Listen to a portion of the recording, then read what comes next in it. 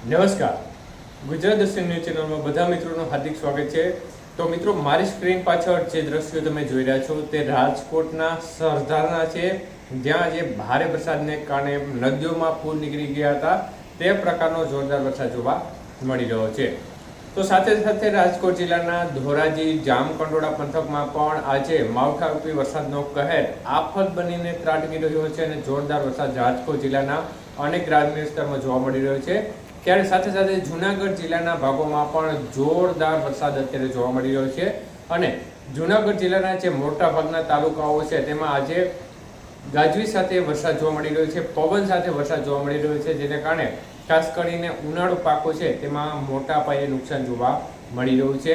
જેમાં ખાસ કરીને જે કેરીનો પાક છે તેનો તો સંપૂર્ણપણે સફાઈ થઈ ગયો હોય તે પ્રકારની સ્થિતિનું નિર્માણ થયું છે। ત્યારે મારી સ્ક્રીન પાછળ જે દ્રશ્યો જોઈ રહ્યા છો રાજકોટના સરદારના છે, જ્યાં આજે નદીઓ નીકળી ગઈ છે અને જોરદાર